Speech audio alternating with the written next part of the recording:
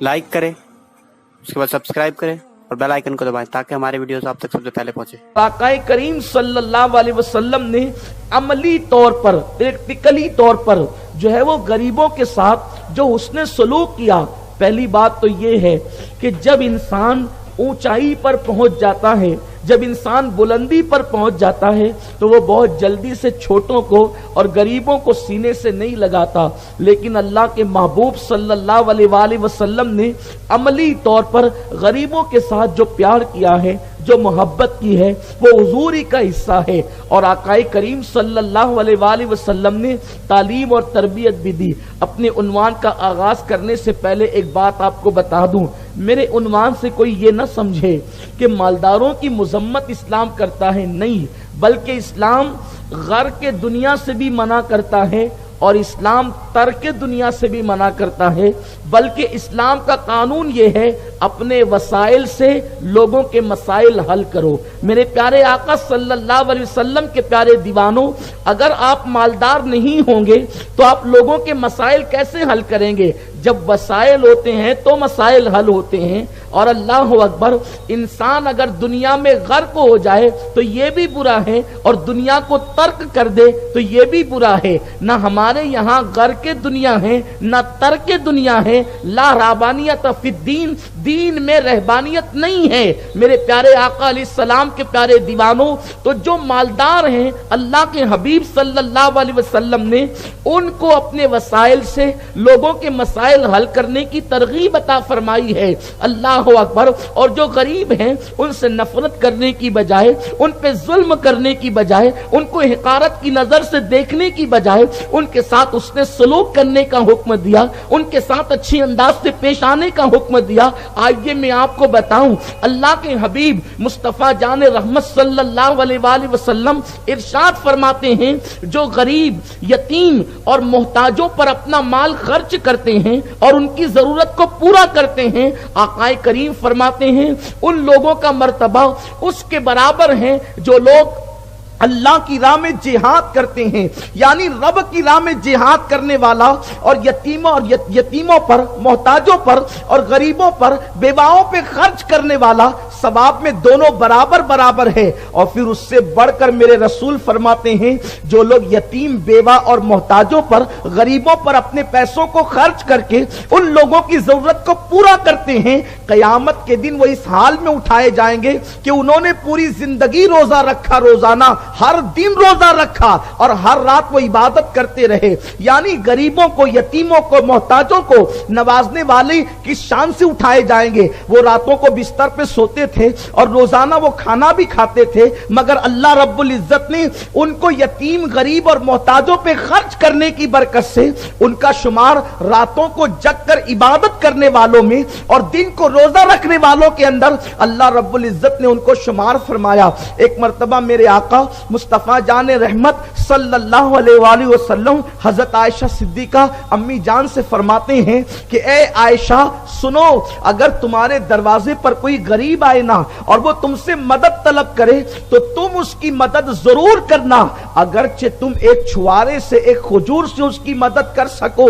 इसलिए कि मेरे आका अलैहिस्सलाम फरमाते हैं, इसलिए कि जब क़यामत के दिन कोई बंदा गरीबों की मदद करने वाला और गरीबों की इमदाद करने वाला और गरीबों का सहारा बनने वाला अल्लाह रब्बुल इज्जत की बारगाह में हाजिर होगा तो अल्लाह तबारक व तआला उसके सारे गुनाहों को बख्श देगा और उसकी मगफिरत उसको अता फरमाएगा। और जिसने गरीबों को झिड़का होगा अल्लाह रब्बुल इज्जत उसके आमाल को उसके मुंह पर लौटा देगा, उसके आमाल को रद्द फरमा देगा। कुरान मुकद्दस के अंदर आप नहीं देखते, लोग दीन दीन की बात करते हैं।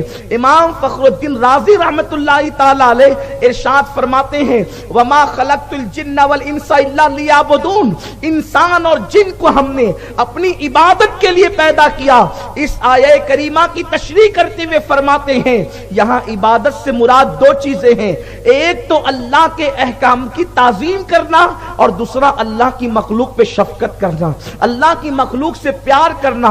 अल्लाह ने इस इबादत के लिए हमें पैदा किया। ये जो नमाज है, ये जो रोजा है, ये जो हज है, ये जो ज़कात है, ये जो इबादतें हैं, अल्लाह अकबर, इसका जो मकसद है हमने उसको भुला दिया और हम जो है वो सिर्फ نمازوں کی طرف توجہ دے رہے ہیں، جبکہ قرآن نے نماز سے پہلے کہا۔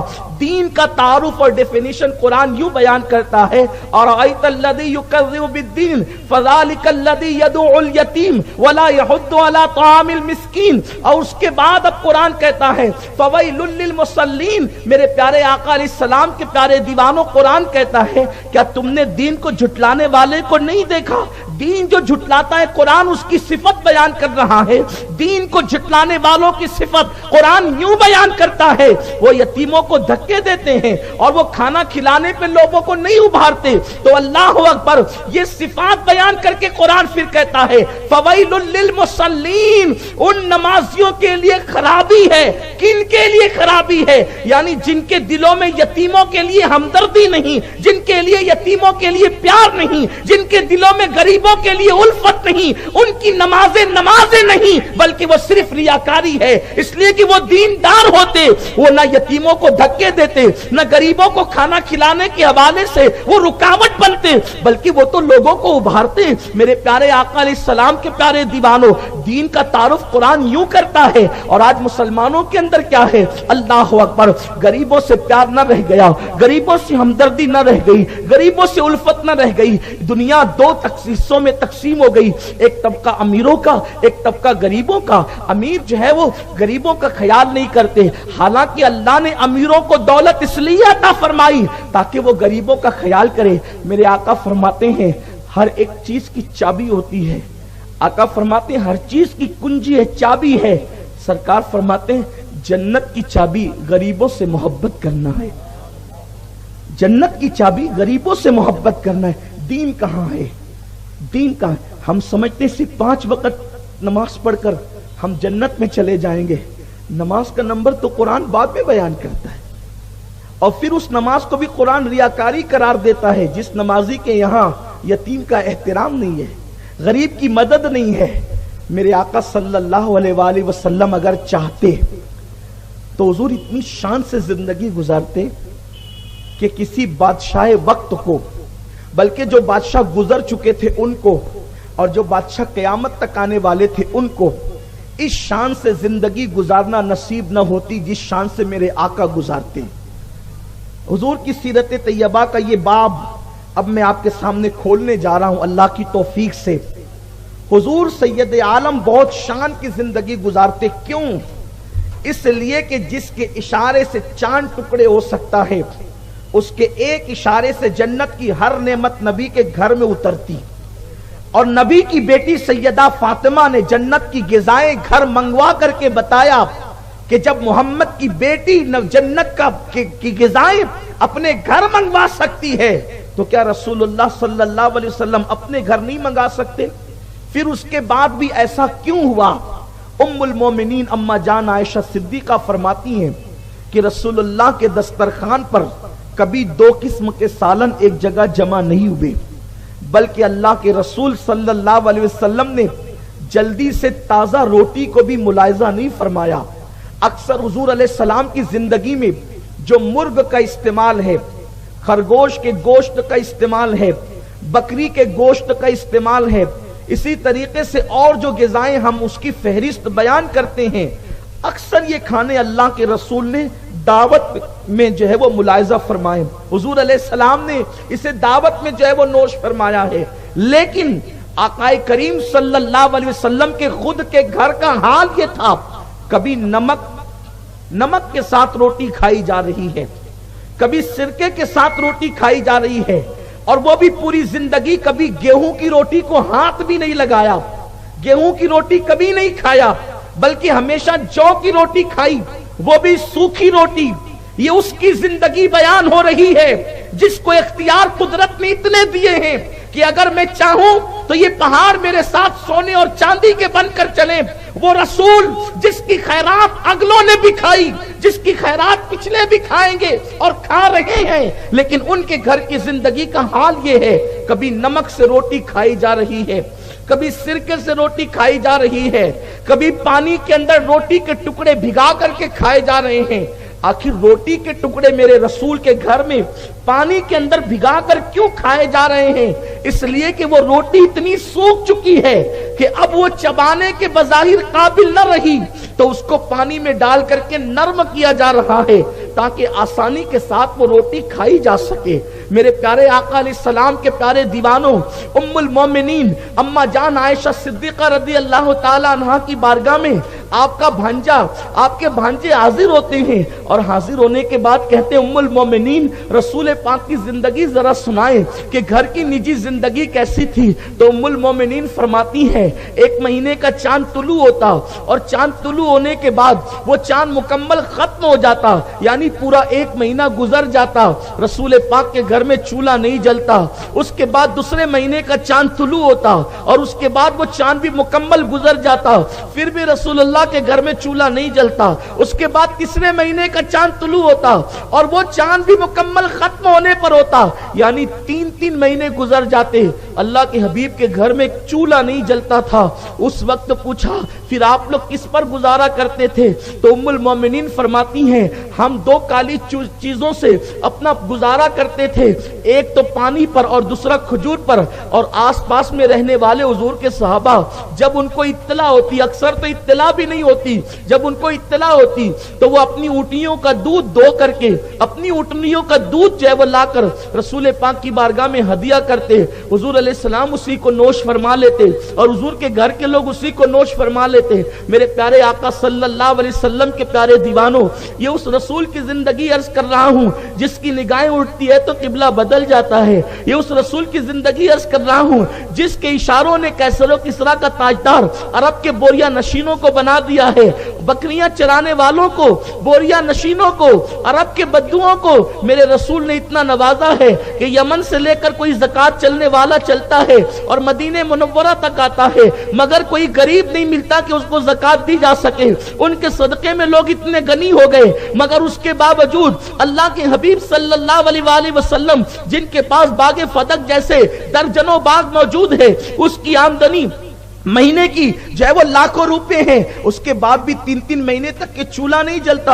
आप मुझे बताएं। और उम्मुल मोमिनीन फरमाती हैं, हुजूर के घर में कोई नरम बिस्तर भी नहीं था, बल्कि एक चादर थी और या चमड़े का बिस्तर था जिसको बिछा दिया जाता था। एक मरतबा मैंने सोचा कि ये जो चादर है ये एकहरी बिछाई जाती है, अगर मैं डबल बिछा दूं तो अल्लाह के हबीब को ज्यादा आराम मिले। एक दिन मैंने चादर डबल करके बिछा दी और उठ करके फरमाया, आयशा आज बहुत आराम की नींद आई, तुमने क्या किया?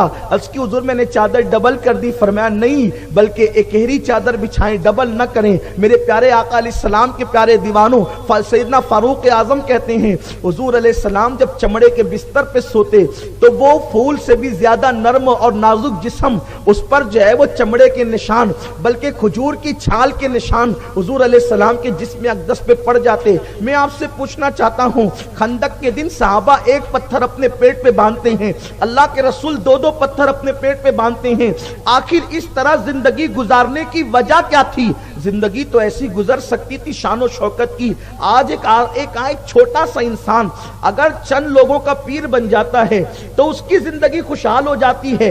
अगर एक इंसान चंद लोगों का उस्ताद बन जाता है तो उसकी जिंदगी खुशहाल हो जाती है। अगर आज एक इंसान चंद लोगों का इमाम हो जाता है उसकी जिंदगी खुशहाल हो जाती है।